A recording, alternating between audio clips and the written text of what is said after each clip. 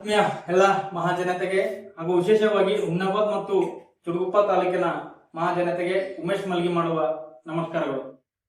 ಆತ್ಮೀಯ ಬಂಧುಗಳೇ, ನಾನು ಕಳೆದ ಒಂದು ವಿಡಿಯೋದಲ್ಲಿ ಹೇಳಿದ್ದೆ, ಒಬ್ಬ GST ಗಾರರ ಅಥವಾ ಒಬ್ಬ GST ಮಾರಾಟಗಾರರ ವಿರುದ್ಧ ನಾನು ದೂರು ಕೊಟ್ಟಿದ ನಂತರ ನನ್ನ ಹುದ್ದೆಯ ಮೇಲೆ ಆಗಲಿ ಅಥವಾ ನನ್ನ ಜೀವನದ ಮೇಲಾಗಿರುವಂತಹ ಬದಲಾವಣೆಗಳನ್ನ ಮುಂದಿನ ವಿಡಿಯೋದಲ್ಲಿ ಮಾಡ್ತಾ ಅಂತ ಹೇಳಿದ್ದೆ. ಆದರೆ ಇವತ್ತು ನೇರವಾಗಿ ನಾನು ವಿಡಿಯೋ ಮಾಡ್ತಾ ಇರುವುದು ಆ GST ಗಾರರು ಯಾರು ಮತ್ತು ಅವರು ನರೇಗಾ ಯೋಜನೆಯಡಿ ಮಾಡಿರುವಂತಹ ಒಂದು ವ್ಯವಹಾರದ ಬಗ್ಗೆ ಇವತ್ತು ಈ ವಿಡಿಯೋದ ಮುಖಾಂತರ ನಾನು ತಮಗೆ ಮಾಹಿತಿ ನೀಡ್ತಾ ಇದ್ದೇನೆ.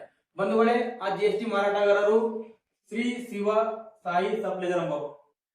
ಆದರೆ ಇವತ್ತು ಈ ಶ್ರೀ ಶಿವ ಸಾಯಿ ಸಪ್ಲೈಜರ್ ಎಂಬುವರು ಇವರು ಹುಮ್ನಾಬಾದ್ ಮತ್ತು ಚುಡುಗುಪ್ಪ ಪಟ್ಟಣ ತಾಲೂಕುಗಳಲ್ಲಿ ಮಹಾತ್ಮ ಗಾಂಧಿ ನರೇಗಾ ಯೋಜನೆಯಡಿ ಸುಮಾರು ಕಳೆದ ಅಂದ್ರೆ 2022 ಮತ್ತು 23 ಮತ್ತು 2024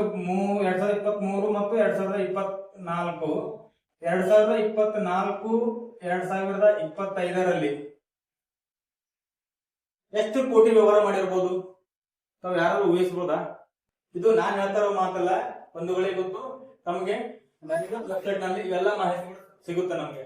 ಆ ಒಂದು ಮಾಹಿತಿಯನ್ನ ಆಧಾರ ಇಟ್ಕೊಂಡು ಇವತ್ತು ನಾನು ಮಾತಾಡ್ತಿರೋದನ್ನ ತಮ್ಮ ವಿರುದ್ಧ ನಾನು ವೈಯಕ್ತಿಕವಾಗಿ ಅಲ್ಲ. ಈ ಒಂದು ಮಾಹಿತಿಯನ್ನು ನಾನು ಕಲೆ ಹಾಕಿದಾಗ ಸುಮಾರು ಇವರು 22, 23, 24, ಸಾಲಿನಲ್ಲಿ ಸುಮಾರು ಹುಮ್ನಾಬಾದ್ ಮತ್ತು ಚುಡುಗುಪ್ಪ ತಾಲೂಕು ಎರಡೂ ತಾಲೂಕುಗಳು ಸೇರಿಕೊಂಡು 14 ಕೋಟಿ ರೂಪಾಯಿಗಳನ್ನ ನರೇಗಾ ಯೋಜನೆ ವ್ಯವಹಾರ ಮಾಡಿರ್ತಾರೆ. ಅಂದ್ರೆ ಗ್ರಾಮ ಪಂಚಾಯಿತಿಗಳಿಗೆ ಇವರ GST ನೋಂದಣಿಯಾಗಿರುವಂತಹ ಬಿಲ್ಗಳನ್ನು ನೀಡಿ ಅಲ್ಲಿ ನಡೆದಿರುವಂತಹ ಕಾಮಗಾರಿಗಳ ಮೊತ್ತವನ್ನ ನೇರವಾಗಿ ಇವರ ಒಂದು ಖಾತೆಗೆ, ಯಾರಿಗೆ ಓಂ ಶಿವ ಸಾಯಿ ಖಾತೆಗೆ ಏನಪ್ಪ ಅಂದ್ರೆ ವರ್ಗಾವಣೆ ಮಾಡಿಕೊಂಡಿರ್ತಾರೆ. ಸರಿ, ಅದು ಕಾನೂನು ಪ್ರಕಾರ ಸರಿಯೇನೋ ತಪ್ಪು ಸಂಬಂಧಪಟ್ಟ ಅಧಿಕಾರಿಗಳು ನಾಳೆಯಿಂದ ಸುತ್ತರ ಕೊಡ್ತಾರೆ, ಅದೊಂದು ಪ್ರಶ್ನೆ ಅಲ್ಲ. ಆದ್ರೆ ನನ್ನ ಪ್ರಶ್ನೆ ಇಷ್ಟೇ ಇರುವಾಗ ಬಂಧುಗಳೇ, ನನ್ನ ಪ್ರಶ್ನೆ ನೇರವಾಗಿ ನಾನು ಪ್ರಶ್ನೆ ಬರ್ತಾ ಇದ್ದೇನೆ. ಯಾವ ಪ್ರಶ್ನೆಯಪ್ಪ ಅಂದ್ರೆ, ಹುಮ್ನಾಬಾದ್ ಮತ್ತು ಚುಡುಗುಪ್ಪ ತಾಲೂಕುಗಳಲ್ಲಿ ಕೂಡ ಏನಪ್ಪ ಅಂದ್ರೆ ಇವತ್ತು ಸುಮಾರು ಜನ GST ನೋಂದಣಿ ಮಾಡಿಕೊಂಡಿರುವಂತಹ ಮಾರಾಟಗಾರಿದ್ದಾರೆ.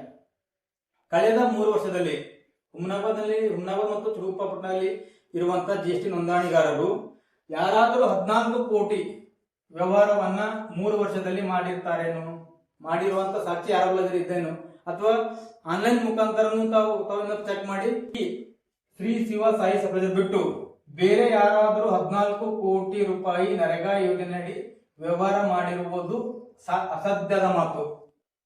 ನಮ್ಮ ಹುಮ್ನಾಬಾದ್ ಮತ್ತು ಚುಡುಗುಪ್ಪ ಪಟ್ಟಣದಲ್ಲಿ ಶ್ರೀ ಶಿವ ಸಾಯಿ ಸಪ್ಲೈಜರ್ ಬಿಟ್ಟು 14 ಕೋಟಿ ವ್ಯವಹಾರ ಮಾಡಿರುವಂತ ಯಾರಾದ್ರೂ ಒಬ್ಬರೇ ಮಾರಾಟಗಾರಿದ್ರೆ ದಯವಿಟ್ಟು ನಾನು ಸ್ಕ್ರೀನ್ ಕೆಳಗಡೆ ನಂಬರ್ ಕೊಟ್ಟಂತ ನಂಬರ್ ಫೋನ್ ಮಾಡಿ ತಿಳಿಸಿ, ಅಥವಾ ತಾವು ಕಮೆಂಟ್ ಬಾಕ್ಸ್ ಅಲ್ಲಿ ತಿಳಿಸಿ ನನಗೆ. ನಾನು ನೇರವಾಗಿ ಹೇಳ್ತೀನಿ, ಇವತ್ತು ಈ ಶ್ರೀ ಶಿವ ಸಾಯಿ ಸಪ್ಲೈಜರ್ ಮಾರಾಟಗಾರರು ಹುಮ್ನಾಬಾದ್ ಮತ್ತು ಚುಡುಗುಪ್ಪ ಪಟ್ಟಣದಲ್ಲಿ 14 ಕೋಟಿ ವ್ಯವಹಾರ ಮಾಡಲು ಕಾರಣವೇನು? ಯಾವ ಕಾರಣ?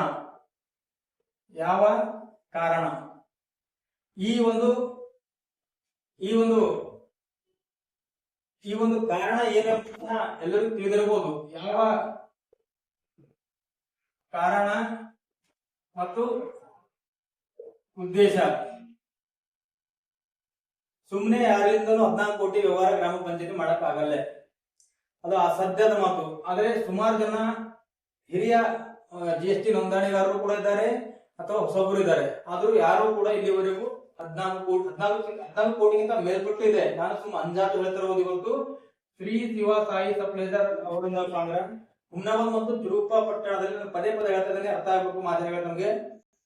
ಹುಮ್ನಾಬಾದ್ ಮತ್ತು ಚುಡುಗುಪ್ಪ ತಾಲೂಕುಗಳಲ್ಲಿ 14 ಕೋಟಿ ವ್ಯವಹಾರವನ್ನ ನರೇಗಾ ಯೋಜನೆ ಮಾಡಿರ್ತಾರೆ. ಹಾಗಾದ್ರೆ ನನ್ನ ಪ್ರಶ್ನೆ ನೇರವಾಗಿದೆ, ಒಂದೇ ತಿಳ್ಕೋಬೇಕು. ನನ್ನ ಪ್ರಶ್ನೆ ಏನಪ್ಪಾ ಅಂದ್ರೆ, ಇವತ್ತು ಇಲ್ಲಿ ಅನೇಕ ಜನರು GST ನೋಂದಣಿಗರಿದ್ದಾರೆ. ಆದರೆ ಅವ್ರು ಯಾಕೆ ಇವತ್ತು 14 ಕೋಟಿ ನರೇಗಾ ಯೋಜನೆಯಡಿ ವ್ಯವಹಾರ ಮಾಡಕ್ ಆಗಿಲ್ಲ? ಹಾಗಾದ್ರೆ ಇವ್ರು ಯಾಕೆ ಮಾಡಿದ್ರು? ಅದು ಇವರು ಹುಮ್ನಾಬಾದ್ ಪಟ್ಟಣದಲ್ಲಿ ಶ್ರೀ ಸಾಯಿ ಶಿವ ಸಪ್ಲೈಜರ್ ಹುಮ್ನಾಬಾದ್ ಪಟ್ಟಣದಲ್ಲಿ ಅಂಗಡಿ ಇಲ್ಲದರೂ ಕೂಡ ಇವರು 14 ಕೋಟಿ ವ್ಯವಹಾರವನ್ನು ಹೇಗೆ ಮಾಡಿದ್ರು?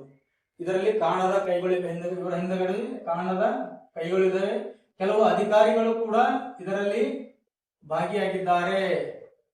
ಹಾಗಾಗಿ ಏನಪ್ಪ ಅಂದ್ರೆ ಹಾಗಾಗಿ ಇವರು ಸುಮಾರು ಕಳೆದ 3 ವರ್ಷದಲ್ಲಿ ಏನಪ್ಪಾ ಅಂದ್ರೆ 14 ಕೋಟಿ ವ್ಯವಹಾರ ಮಾಡಲು ಸಾಧ್ಯವಾಗಿದೆ ಬಂಧುಗಳೇ.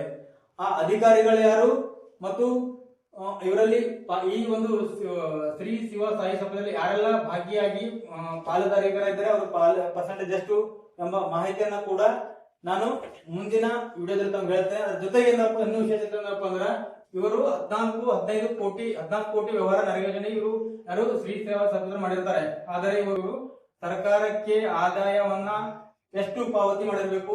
ಸುಮಾರು 1,20,20,30,00,000 ಇವರು ಸರ್ಕಾರಕ್ಕೆ ತೆರಿಗೆ ಹಣ ಕಟ್ಟಬೇಕಾಗಿತ್ತು. ಆದರೆ ಮುಂದಿನ ವಿಡಿಯೋದಲ್ಲಿ ಬಂಧುಗಳೇ ಈ ಒಂದು ಶ್ರೀ ಶಿವ ಸಾಯಿ ಸಭೆಯ ಒಂದು ಮಾರಾಟದ ಜೊತೆ ಯಾವೆಲ್ಲ ಅಧಿಕಾರಿಗಳಿದ್ದಾರೆ ಮತ್ತು ಇಷ್ಟೊಂದು 14 ಕೋಟಿ ವ್ಯವಹಾರ ಮಾಡಲು ಕಾರಣವೇನು ಮತ್ತು ಇವರು ತೆರಿಗೆ ಎಷ್ಟು ಸರ್ಕಾರಕ್ಕೆ ಪಾವತಿ ಮಾಡಿದ್ದಾರೆ ಎಂಬುದನ್ನ ಮುಂದಿನ ವಿಡಿಯೋದಲ್ಲಿ ತಲುಪಿಸ್ತೇನೆ. ಅಲ್ಲಿವರೆಗೆ ಎಲ್ಲರಿಗೂ ನಮಸ್ಕಾರ, ಧನ್ಯವಾದ.